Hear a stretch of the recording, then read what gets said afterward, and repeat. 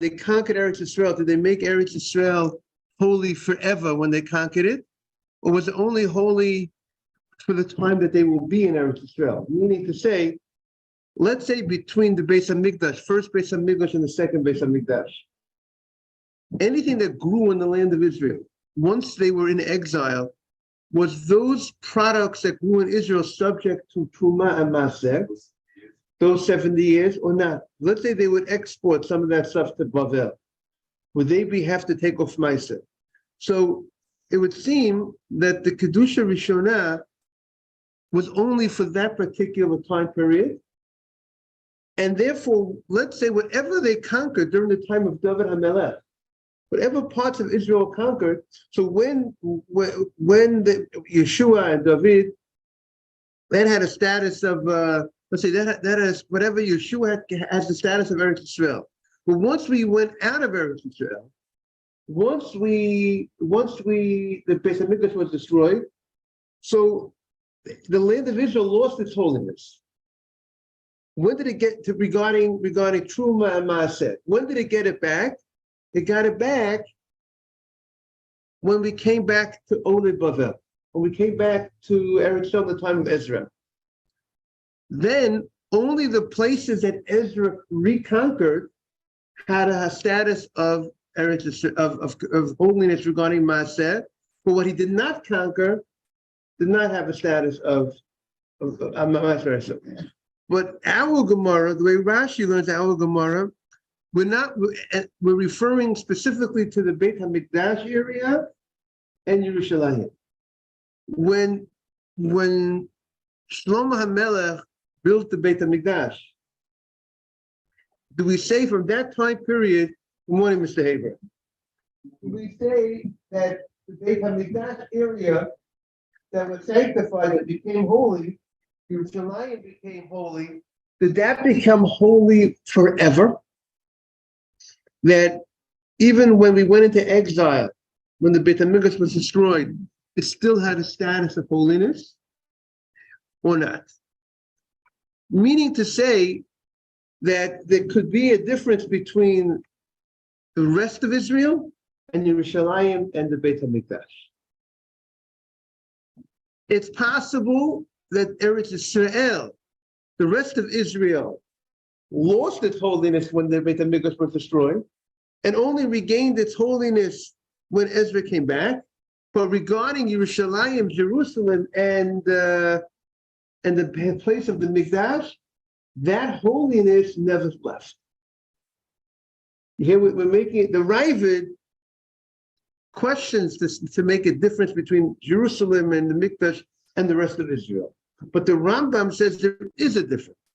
The Rambam explains, because the Beit HaMikdash area and Yerushalayim, what made that unique in contrast to the rest of the land of Israel? What made Yerushalayim and the place of the Mikdash holier than the rest of Israel, right? There are certain laws that say that, I can only eat Maaseh Sheni in Yerushalayim. I can only eat the Kachib Kalim, certain Kabbanot have to be in Yerushalayim. What was the battery that made that so unique? So the battery, the Rambam says, was the Shekhinah, was the divine presence resting in those places. And that divine presence never left. You find such a thing also, by the way, it talks about the Kotel. That people go to the Kotel, before how, even though the Beit HaMikdash is destroyed, the Beit HaMikdash is destroyed, but people go to the Kotel, by the holiday time, right? There's Birkat Kohanim. There is a concept that says the Shekhinah, divine presence, never left that area, so to speak. So that's the idea. Yerushalayim and the place of the Mikdash, the divine presence never left. So even when they went into exile, it retained its holiness. So therefore, that's what it means, that it remained holy from the time it was built, throughout all the years of desolation and throughout all the exile. it remains holy. And because it remains holy, that's why people can't go to certain places by the Beit HaMikdash, because it remains holy. So that to our Gemara, it would mean Kitcha L'Shaita. It was that Kedusha Rishon of Yerushalayim and the Beit HaMikdash was sanctified for its time, and also La'atid Lavo, also for the future as well. Oh, so how are we to our Gemara? So the question is, when the Beit HaMikdash is destroyed, can I bring my Sheni to Yerushalayim today? So if you say that in the Gemara, in the beginning of the Gemara, in the Havamim of the Gemara wanted to say that if you hold, that was the Gemara wanted to know, what do we hold today if the Beit HaMikdash is destroyed, like today it's destroyed? What does the Tana hold? Does the Tana hold that it's still holy? Does the Tana hold, this Tana of the Braita hold that the place of the Mikdash is still holy? Or does the Tana hold that the place of the Mikdash is not holy? That's the question. Good morning, Jojo. Good to see you. That's the question. Does the Tana who had asked the question, that maybe we should, maybe we should bring up the Matzah Sheni today to Yerushalayim. He had such a question. What was he thinking about the holiness of Yerushalayim today? Does he hold that the Yerushalayim has the same level of holiness as before, or he doesn't hold it has the same level of holiness? That was the Gemara's question.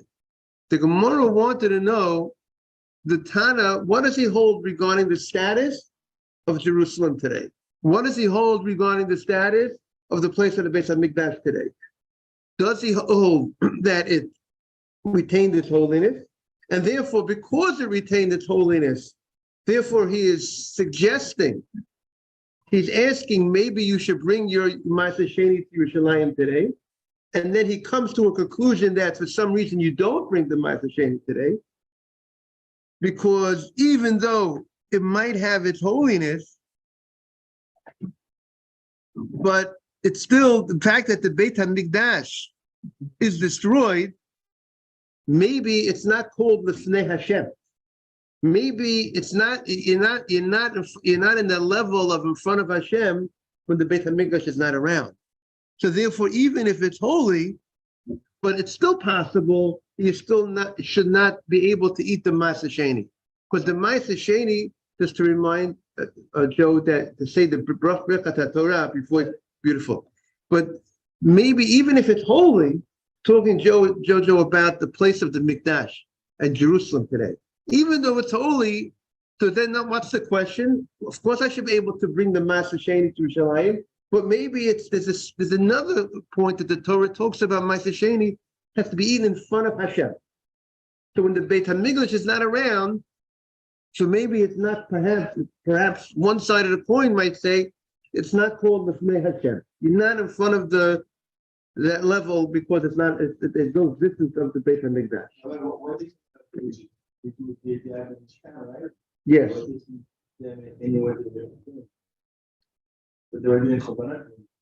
Right, but here we're talking about post the Beit HaMikdash, post to the second Beit HaMikdash, after the second Beit HaMikdash was destroyed. In our days, could you bring Matzah Sheni to Yerushalayim? You should know that the Rambam writes that in today's day and age, technically, because the Beit HaMikdash and Yerushalayim retain its great holiness, you should be able to eat Matzah Sheni in Yerushalayim today. But we don't do it because there's other issues. We are famei, we are contaminated, and there are certain laws you can't eat Matzah Sheni when you're contaminated. So that's what the idea of the Gemara. Mr. Safdie, is it clear? Okay. Now, Jojo, we are on. The answer to the question was the Gemara concludes that at least this opinion of the Gemara, not the halacha. This opinion of the Gemara says today you cannot bring your Matzah Sheni, the tithe that you separate 10% that you're supposed to eat in Jerusalem. you can't bring it today.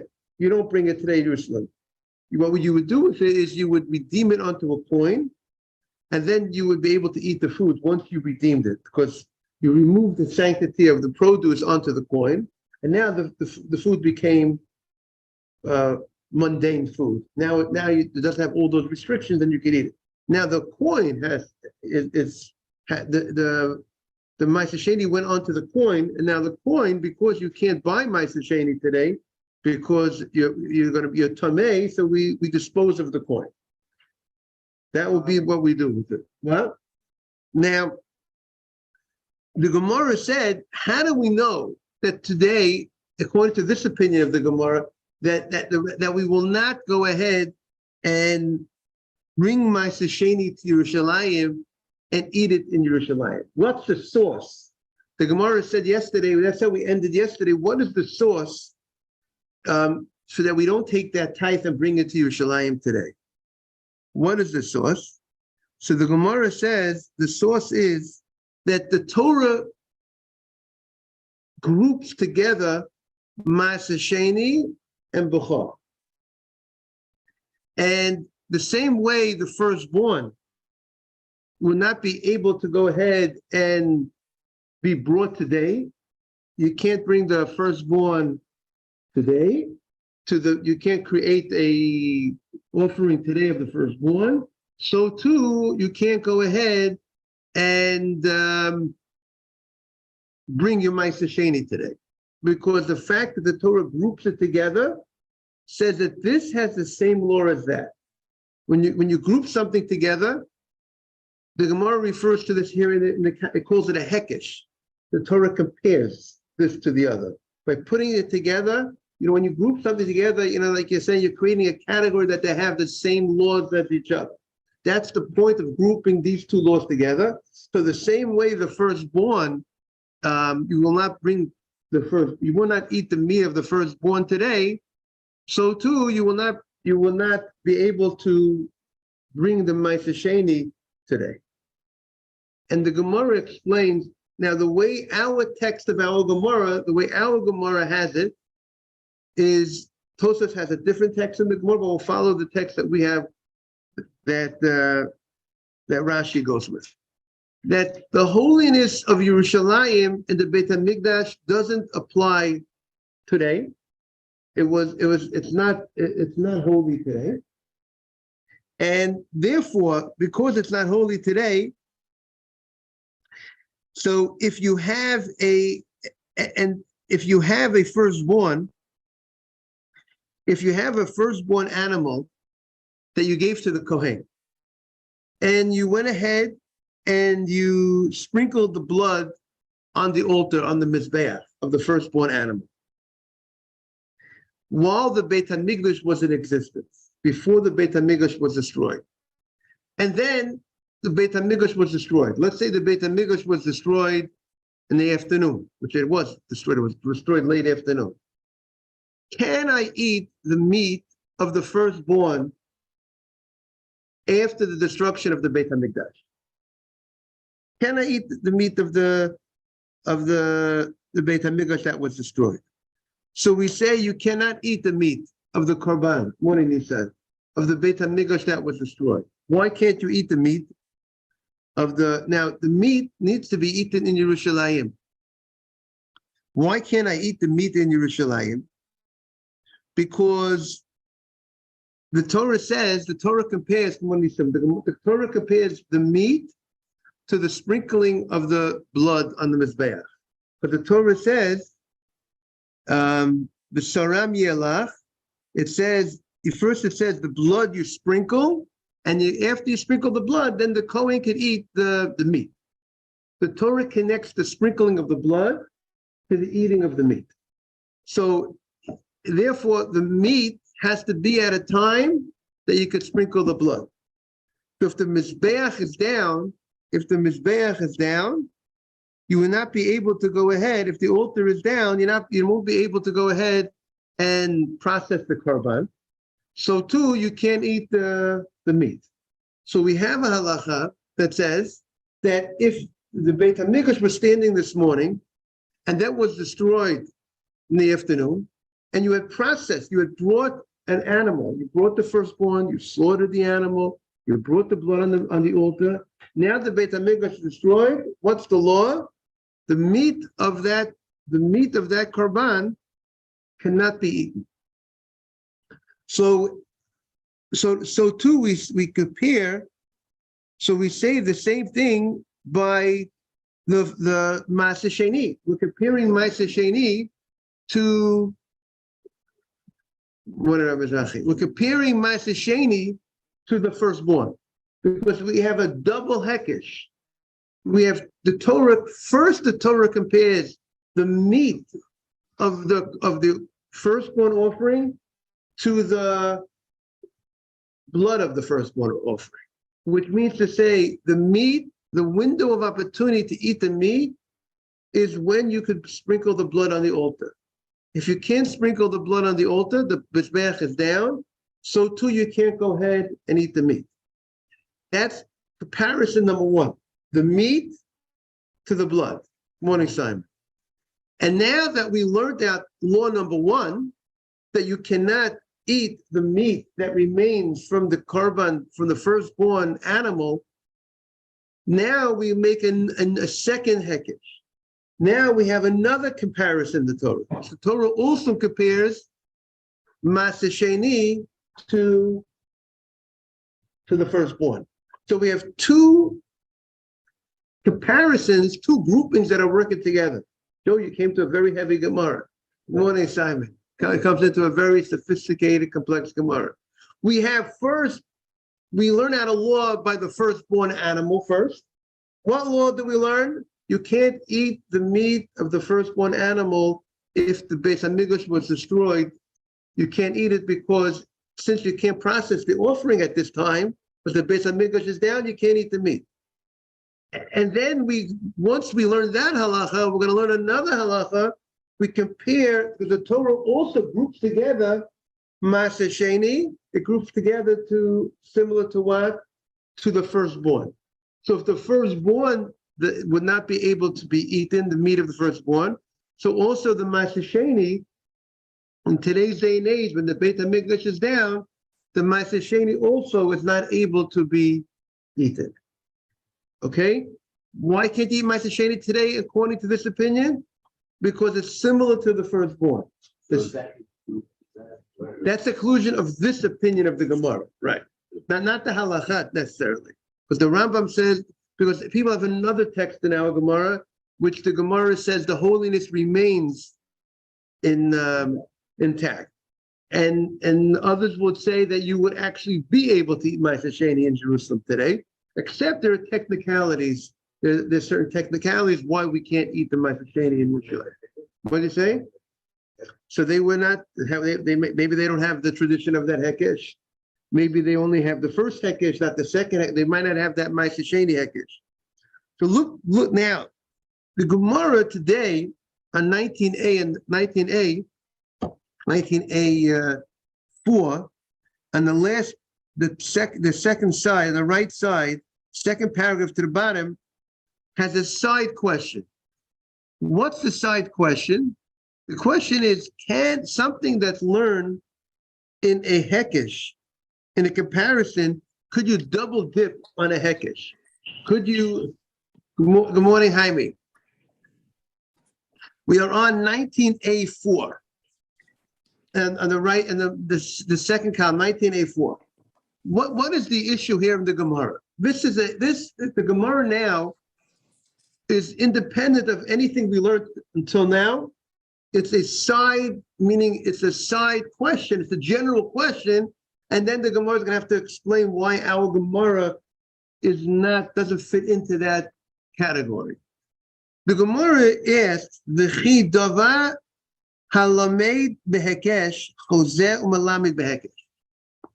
Can something that's learned from a comparison be used to teach something else in a comparison? Meaning to say, you have a student,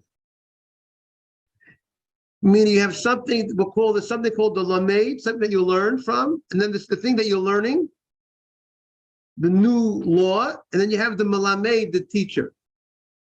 So the Gemara's question is, we have, when it comes to kachim, holy, in the category of holy foods, karbanot, things that are holy, Rashi says there is a Gemara in Zvachim that says that we're limited how far we could go. We don't do a double. We get a single on the deal, no double. What's the single? The single is you could learn A, or let's bet it more. If A, B, C. A is the law that's given. B could be compared to A. So you could compare B to A, and you could say whatever the Torah group could group B. If the Torah groups B next to A, by grouping it together, it's called a hekesh. So it's teaching us that the law of A applies to B. But now B is the student, right? B learned from A. Now the question is, can B, if C is next to B, would you apply the law of B to C as well? You got it? Everyone got it? We got A, B, C. A was a given law, a law that's clearly written black and white by A. Jojo, you with me? You have a law written by A, and then you group B next to A. You compared it, you grouped it together. So that might teach us a law called a hekesh, that by grouping these two items together, you're teaching me that the law that applies by A, Nisim, applies to what? To B. But now that we learned this law from A to B, and then if the Torah would put C next to B, would we be able to apply the law that we learned, that we applied to B from A, could we apply it to C? Could we say, okay, the Torah now compared C to B, and we'll take the law that we learned B from A, and we'll apply it to C? So the Gemara says in Zvachim, when it comes to Kedashim, in the category, when you're dealing with holy stuff, we don't go that far. We don't double dip a comparison to learn B from A and then C from B, in another comparison by grouping C next to B. This is a technical question. So the Gemara says, in our Gemara, it seems that we're not following that law, because our Gemara says we're comparing the meat of the firstborn animal to the blood of the firstborn animal, to the processing of the korban. And the Gemara learned a halacha that because the Torah grouped together, compared the processing of the korban, the sprinkling of the blood on the altar, next to the eating of the blood, eating of the meat, that the Torah is teaching you that when it's only permissible for you to eat meat when you have the ability to process the korban. But if you don't have the ability to process the offering, you can't eat the meat, right? The Gemara says if the Beis Hamikdash was standing this morning and it got destroyed, let's say that the year that the Beit HaMikdash was standing, it was standing in the morning, and they brought on the 9th of Av, let's say, they brought the korban in the morning, and then they brought the firstborn in the morning, let's say, and then the Beit HaMikdash got destroyed in the afternoon. Can they still eat the meat at night? The Beit HaMikdash is not in existence anymore. So the Gemara said here you can't. Why not? Because since the Torah compares the eating of the meat to the processing of the animal, now that the Beit HaMikdash is down, you can't process the korban, so you can't eat the meat. That was comparison number one. And then the Gemara said, you know what? Okay, we learned that you can't eat the meat of the firstborn today when the Beit HaMikdash is down. So too, I can't eat Masa Sheni, the Gemara wanted to say, because when the Beit HaMikdash is down, because the Torah compares Masa Sheni to firstborn. So that's a double hekesh. That's a double comparison. First is the comparison of the meat of the firstborn to the blood of the processing of the firstborn. That was comparison number one. And then comparison number two is we're comparing Ma'aseh Sheni to firstborn. So we have an A, B, C. A is the meat of the korban, or the A is the blood of the korban. We compared A and we learned B from A. We learned the meat from the blood. So that was comparison number one. We learned that halacha, you can't eat, the Torah groups them together, you can't eat the meat today. And then number two is we're learning out Ma'aseh Sheni, that I can't bring Ma'aseh Sheni to Yerushalayim today. Also from a hekesh. And I'm learning it from the item that was compared to something else. Is everybody with me? It's a little complicated. Right, beautiful. Bukhar, the law of the meat of Bukhar was learned from a hekesh, from a comparison. You can't use that law to teach something else that's compared to it. That's the Gemara. Mr. Safdie, is that clear? Good morning, Gary. That is the Gemara's question. So the Gemara answers the following answer. Ma'aseh dagan chulinhu. The last line of the page. Ma'aseh dagan is chulin. What does it mean, Ma'aseh dagan is chulin? That means Ma'aseh Sheni, we don't consider it holy food. Even though there are laws that apply to Ma'aseh Sheni, you can't eat this type when you are tamei, when you are contaminated. You can't go ahead and you have to eat it in Jerusalem, right? There are many laws that apply to Ma'aseh Sheni. But at the end of the day, it's considered chulin.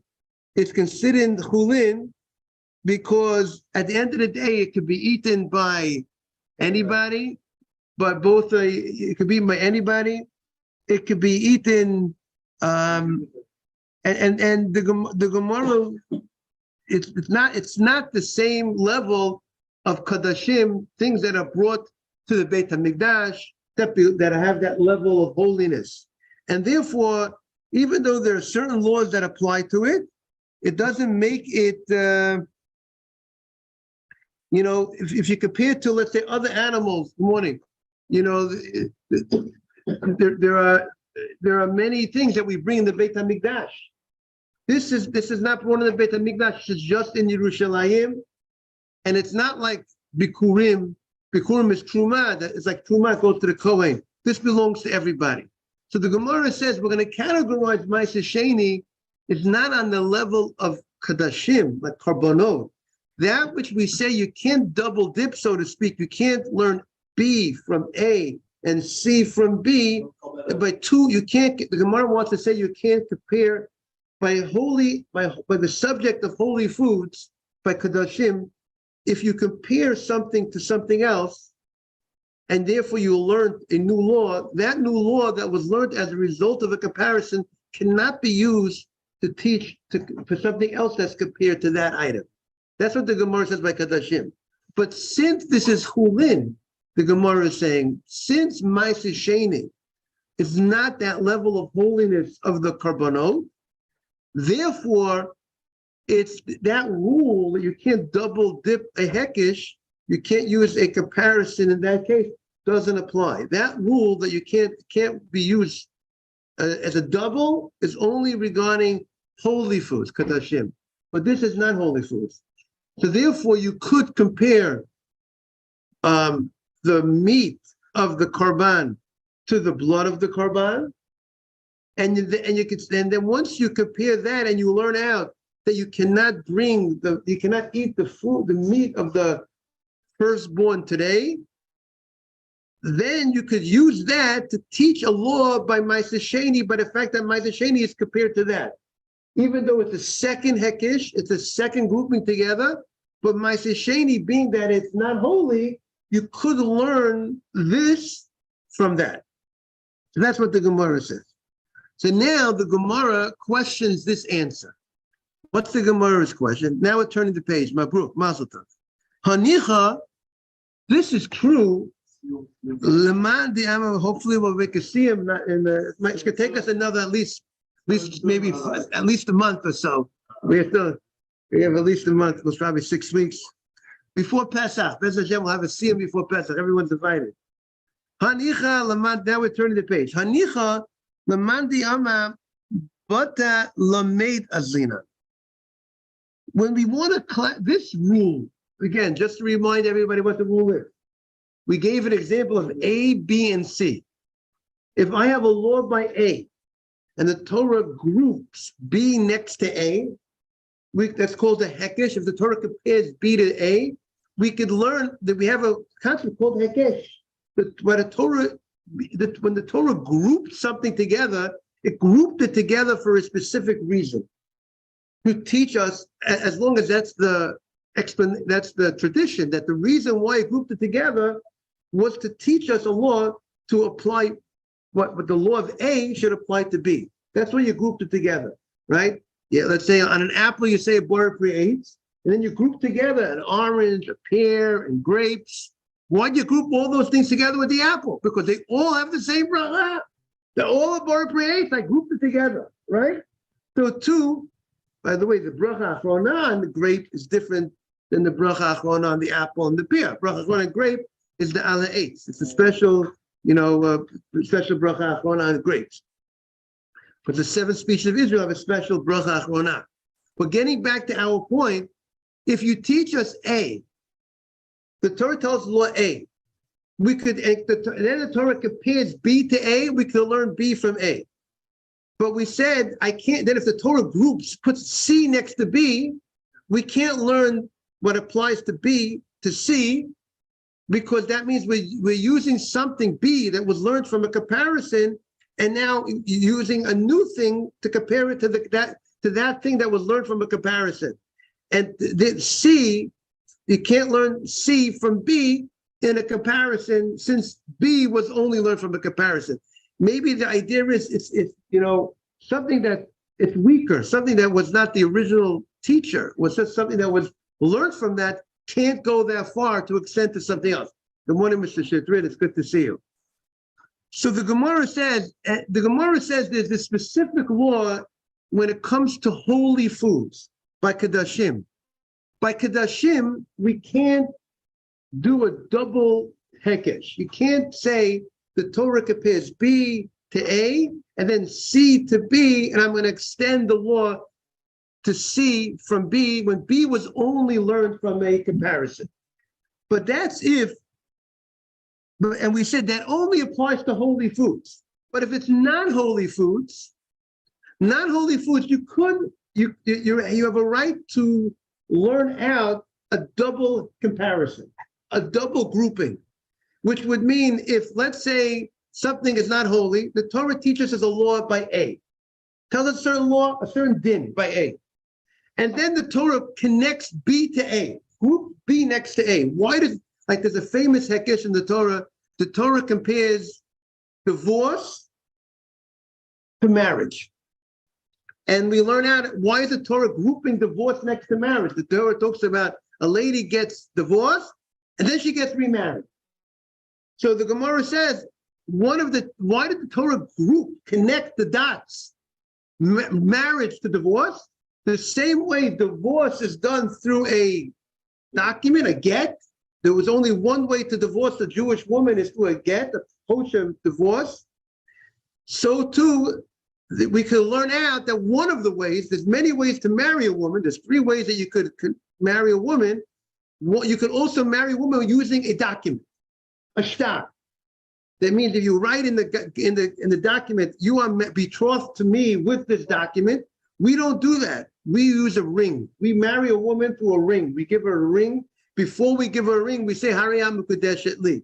But technically, the ketubah is a marriage contract. It's not the thing that creates the marriage.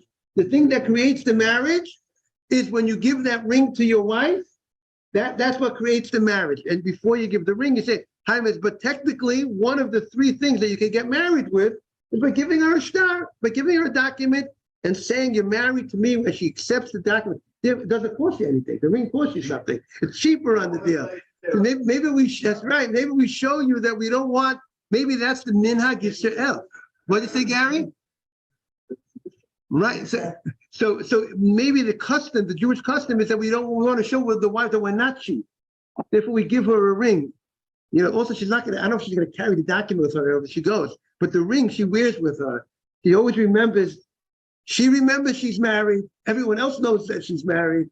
And to stay off, keep your distance. If the ring is stolen, lost. No, if the ring is stolen or lost, the marriage is perfectly fine. Doesn't matter. My wife will want. But you said memory is what makes the marriage. Yes, Nissan, Bez Hashem, you're going to be married for many years. There's a good chance your wife's going to lose the ring, and don't worry. Don't get nervous. If she loses the ring, it's fine. You're still married. But if she loses the ketubah, that's a big issue. You're still married, but that you have to rewrite the ketubah immediately. If the marriage contract is lost, everyone needs to know, where is the ketubah? Where is my ketubah? That's what everyone needs to know. Usually, a lot of places that the wife's mother holds the ketubah. She holds it with her documents. She doesn't bring it home the night. She doesn't have to bring it to the hotel with her wherever after she gets married. She doesn't have to bring the ketubah card. Let the mother hold it for her, and everything is fine. It's in a good place. Young newlyweds, I don't know if they know how to keep documents so well. They're young, right? So let's leave it with let someone of more experience guard that. And then maybe if you're married for a certain amount of years, then maybe we'll let you take the ketubah into your house and keep with your papers. Of course, you can keep it anytime. Some people hang it up on their wall. Different people. That one good thing about the people hanging it up on the wall is at least they'll never lose it. It's on the wall, hopefully. I'm not recommending that it should be hung up on the wall, but I'm just saying for those people who do it, I'm just saying for the people that do it, at least it's something that they have that advantage. Jaime, you wanted to say something? No, okay. So the Gemara says the following. So we just said, if the subject matter is holy foods, we said by holy foods or holy items, you can't use a hekesh, something that Torah compares, to compare it to a third thing. I mean, a double hekesh, that you can't say B is compared to A, and we're going to learn out the law by B, and then C is compared to B, and then learn out a new law at C. So the Gemara says, but in our case, the Gemara says you could do it. Why? Because even though A and B are holy items, and we're learning the meat of the firstborn from the processing of the blood of the firstborn, that's one law. But the law number two that is talking about Ma'aseh Sheni, since Ma'aseh Sheni is not holy, so the C is not holy. So we can learn out the second comparison, even though we're learning it from something else that was also learned in the comparison, but being that the second thing that we're learning out is not holy, we could do a double dip. We could learn B from A and C from B. But the Gemara says that's only if you go after the thing that you're learning out, right? We want to learn out C from B. But what about the teacher? Who is the teacher? B is the teacher, right? We learned out from the first comparison, we learned the meat of the korban from the blood of the korban. That's by holy items. And that's the teacher that's going to be teaching us the law by what? By Ma'aseh Sheni. So if the teacher is holy, maybe there's an opinion that says if the teacher is holy, even if the item that we want to learn out, the second item that we want to learn out is not holy. Ma'aseh Sheni, the Gemara says, does not have that status of holiness. The Ma'aseh Sheni that you bring to Jerusalem, everybody can eat it. It's not the same status of holiness. But since the teacher is holy, the middleman is holy, so there's an opinion that says you can't learn out a second hekesh if the teacher is holy. Even if the student that you want to learn out is not, so to speak, holy. The second item that you want to learn out, the second law that you want to learn out is not holy. But since the item that you're learning it out from is holy, so you should not be able to learn a double hekesh. That's the Gemara's question. How are you going to explain? How could you do the double hekesh? So the Gemara says, the meat and the blood is one. Why? Because both laws of the meat and the blood are in one subject matter. They're all in the matter of a firstborn. So therefore, we don't look at it. Therefore, since it's in one subject matter, then that subject matter could teach a second subject. If it will be different subject, if A is subject number 1 and B is subject number 2, then you will not be able to learn out C from that. But since A and B are all one subject, we look at it as one, and therefore we can learn out the second law of Ma'aseh Sheni from this. I don't want people to be late for the davening. We should have a beautiful davening and a beautiful day. And thank you all for joining. We're back tomorrow. A very complex Gemara, everybody. Very complex. Have a great day. Thank you, Rabbi. Thank you very much, Jaime. Take care. Bye-bye. How are you? Good to see you. No problem. Better late. We say better late than never. Great to see you. And we'll talk about